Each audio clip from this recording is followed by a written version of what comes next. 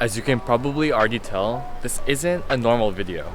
I'm here in the beautiful city of Amsterdam, along with hundreds of other Web3 builders, creators, and dreamers, all here for Devconnect.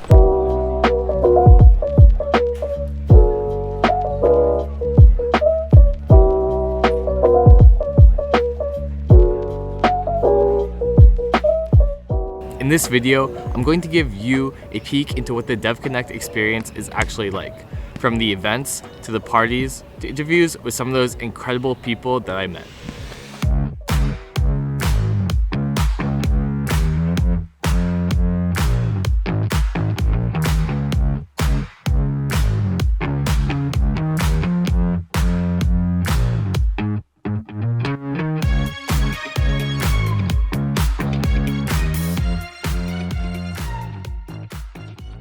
I am here with Boxer, who's the head of developer relations at Dune Analytics. Boxer, welcome. How are you enjoying Devconnect so far? Yeah, it's great. Great vibe. Great to see all the people that I've met online and in various video talks and chats and whatever. Finally in person. So you're representing Dune. What do you hope to get out of being here at Devconnect? Mostly feedback from our users, honestly. Of course, also like bringing our brand forward, kind of getting to know the people who work on Dune. But getting user feedback is a different kind of thing if you actually get it live than like over chat messages or tickets or something. You can really you can see the pain and you can feel the pain of the people way better if you actually meet them. Have you gotten any specific painful feedback from users so far? No, not yet. It's early in the conference, but there's time. Yeah, there's still 5 hours to go to get pain. So I know Dune, it seems like they're trying to broaden the user base to allow users that might be less technical to be able to access the platform. Is that true, and what kinds of things are you doing in order to facilitate that? Yeah, of course. We want everyone to be able to analyze and aggregate blockchain data with ease. And what we're doing is basically we're taking these. So sometimes on Dune you have like queries which are like 500 lines, and that really shouldn't be the case. We want to abstract those 500 lines of code away from the actual end user and kind of have like a middle layer of users which are kind of a data aggregation layer. And there's like some specific people who can do that, but then most of the people should actually use aggregated and normalized and standardized tables. So that's basically our spiel, how to get the next 1,000 analysts or 100,000 analysts on Dune. Awesome.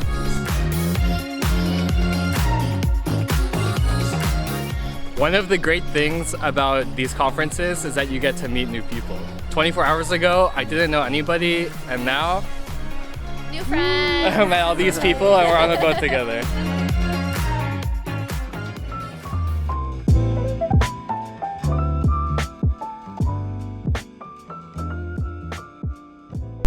I am here right now in front of the Pakhaus des Weiger, one of the many event spaces here at Devconnect. Inside of this very building are the teams working on all of the biggest layer 2 rollups, the technology that is essential for scaling Ethereum to the world. Let's go inside and see who I can find.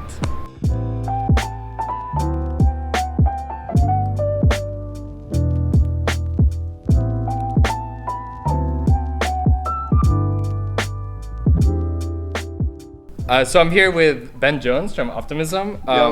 Ben Jones just participated in a really cool panel that got a little spicy, but this has been a really amazing event at Layer 2 Amsterdam. Ben, how have you been enjoying Devconnect so far, and is there anything you're excited for in particular? Oh, dude, I mean, it's been great. I'm definitely excited for a lot of things. Definitely, we are in the first half of Layer 2 Amsterdam, which obviously for me, I'm biased, but that is definitely a big highlight, being a Layer 2 project and stuff. Of course. We got a big drop from the L2Beat team this morning where Bartek showed the new framework they're doing for viewing the centralization or decentralization or lack thereof of different projects, so that's super cool. L2Beat is an amazing, very important community resource. One thing, you mentioned decentralization. On the panel, you talked about decentralization of development. Development, yeah. And so, which is pretty cool because I'm not a hardcore developer, but I did find an issue on Optimism and I contributed. And on your You get an GitHub, NFT if you contribute to GitHub. He's getting an NFT. So what do they look for yeah. on GitHub if they want Good first issues. Good first issues. I mean, we'll take any issues, but good first issues are the best place to start. So it's if you're a developer of any kind, I'd say there are some reasonable issues for you to go. So definitely check it out.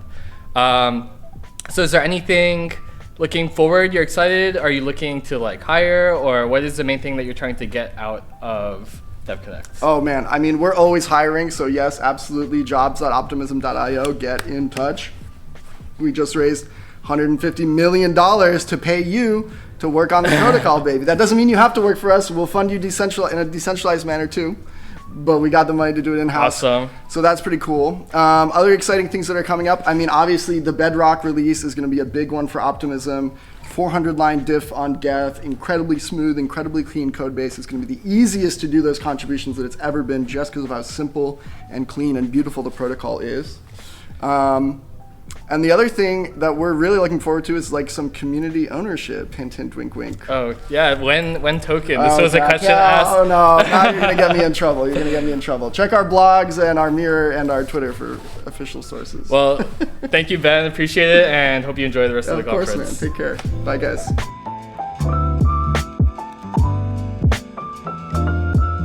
One of the perks of the event spaces being spread out over the city of Amsterdam is that it really gives you a chance to explore. So right now I am across the river in North Amsterdam, which I took a free ferry to get here, and I'm here for the Ethconomics part of the conference.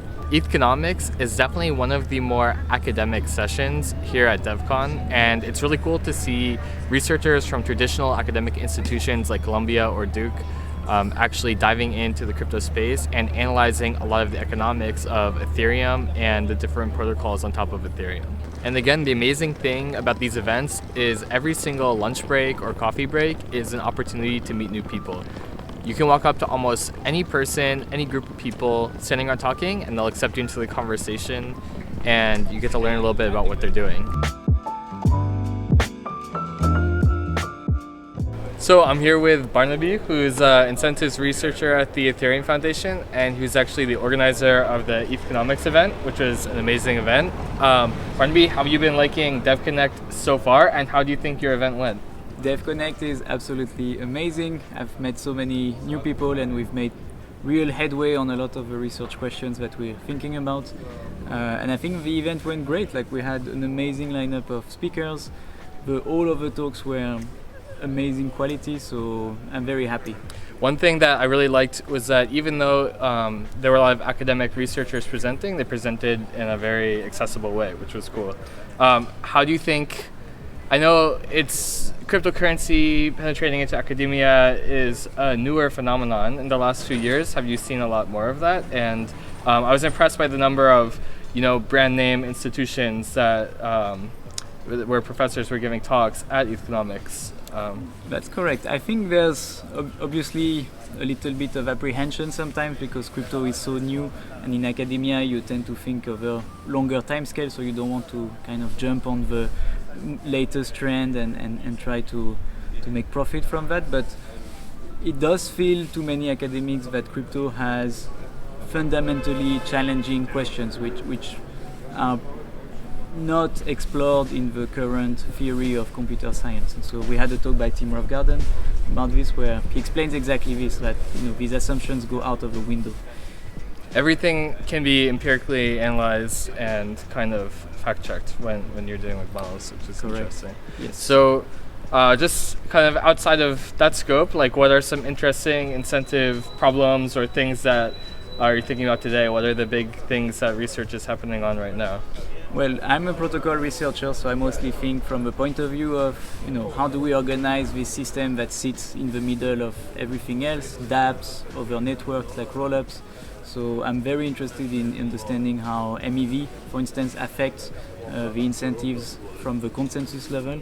And today I was trying to understand more about base fee derivatives, so understanding like how the fee market can be better hedged by people who need to use it. Awesome. Well, we'll put Barnabe's Twitter down below, and thank you for taking the time. Yeah, thank you, Blockchain Guy.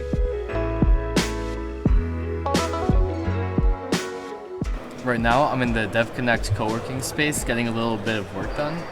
This space is one of the few spaces that is directly organized by the Ethereum Foundation. It's in the center of downtown Amsterdam and really serves as a center point for the conference as a whole.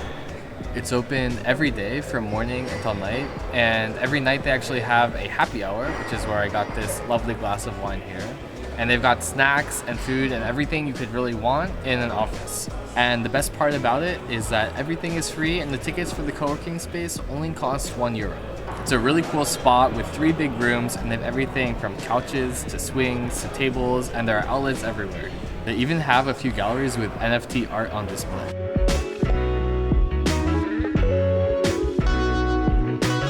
So I'm here with Tomasz from Euler. He just put on a pretty good launch event for Euler.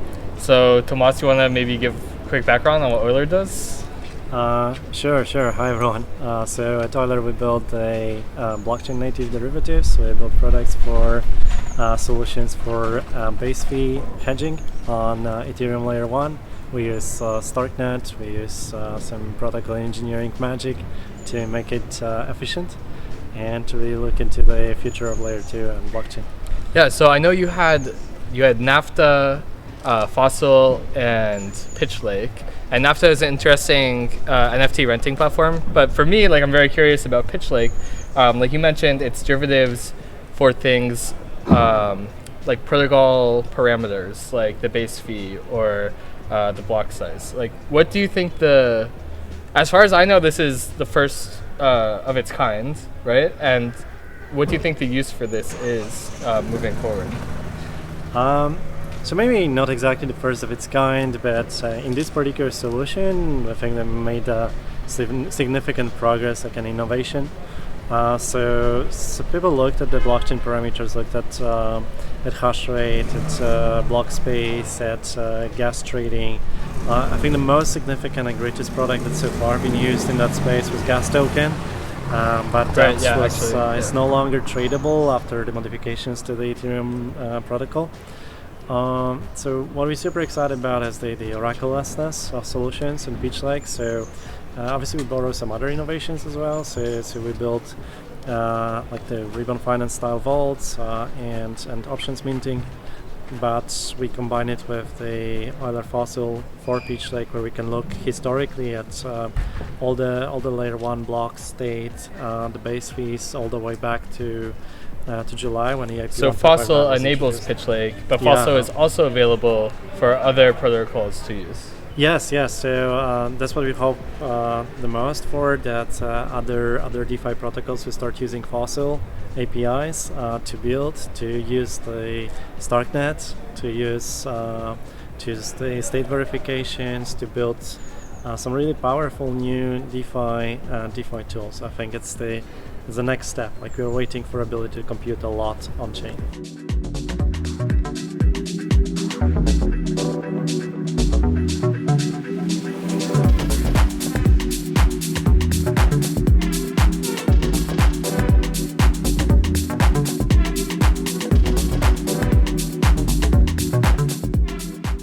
Coming into this conference, I was very curious about the parties, which I've heard so much about. So here's a quick rundown. Parties are sponsored by various crypto protocols and are a big part of the conference. Every single night there are 2 or 3 different parties, and they're almost always free with open bars and drinks and DJs and dancing. Tickets are generally open to everybody, but for the biggest parties like Rave, which is Ave's rave, they can go really quickly, so you have to be aware of when they're dropping them. Divinity and Devconnect were in the same venue on subsequent nights, and it was actually a really cool place. And Rave was a little bit outside of the city. Rave was the highest production value of any of the parties, and of all of them, it was probably the hardest to get tickets to. It was in this really cool warehouse with an amazing setup, but it was kind of dark and kind of loud, so it was hard to talk to people. My favorite party of the week was actually the Devconnect party, just because it had the right balance of meeting new people and dancing. The parties at these conferences are optional, and there are a lot of people, especially the hardcore builders, that don't actually go. But at the same time, they are a lot of fun, and I would recommend at least going to try and meet new people.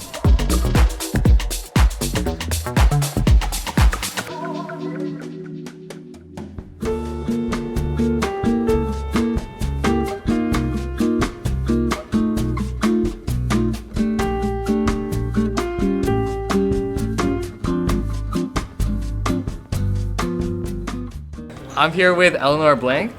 She is founder of Crypto Canal and put on 2 of the biggest events here at Devconnect. Eléonore, we just wrapped up the last event. It's actually the last event, a major event at Devconnect in total. So how are you feeling? Yeah, I'm sad. Sad. Yeah. You've been everywhere these last few week and a half. I've seen you in 5 places at once. Yeah. Can you finally take a sigh of relief at least? I mean, I think when I get home and the adrenaline comes down, probably. But right now, it's just like this weird feeling of, oh no, it's done, yay! But also like really, Right. I'm gonna miss it. Like it's been crazy intense to organize this. But you know, once it's there, once it's happening, once the ball's rolling, once the speakers are flowing on stage and people are having a good time, it's like I don't want it to stop. I love doing this. I love getting people together. I think the good news is that a lot of people have loved coming together. Like the feedback has been amazing. Everyone loves the city. Amsterdam is a beautiful place. It's my first time here, and a lot of people I know. And Devconnect, this is my first crypto event. From the feedback I've been getting talking to people, it's like really core builders, people who are really believe in like the ethics of the ecosystem and really just focus on building really amazing things versus price and all this other Definitely. stuff. Not one person this week has told me about price. Yeah. Like it would be weird actually. It would be like, no, it didn't happen. It was not that crowd. Some dude tried to show me his NFT collection that he's starting, but other than that, I agree. Yeah. No, it's been amazing. So honestly, congratulations. You've done a great job. As has the Ethereum Foundation and all the Devconnect team. I'm sure you were working with them closely. How was that like organizing for the conference? Yeah, that was very new actually. I had never worked with the Ethereum Foundation or the DevCon team. You know, when they came here a couple months ago and were wondering like who from the community would be interested in organizing events, who's here, who's interested, who's motivated. I just like was super enthusiastic. It's like, of course I'll do it, right. How high do I have to jump? Not really realizing how much work it would be. Like, I think I underestimated completely. I mean, I usually organize like smaller meetups in Amsterdam. Like that's my comfort zone, and I've never organized something of this scale. But working with these people was actually lovely.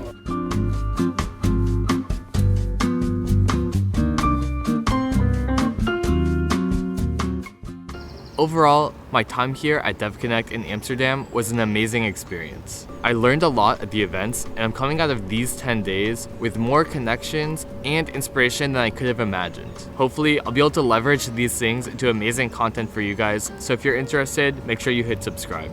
Finally, I want to give a huge shout out to everyone that I met.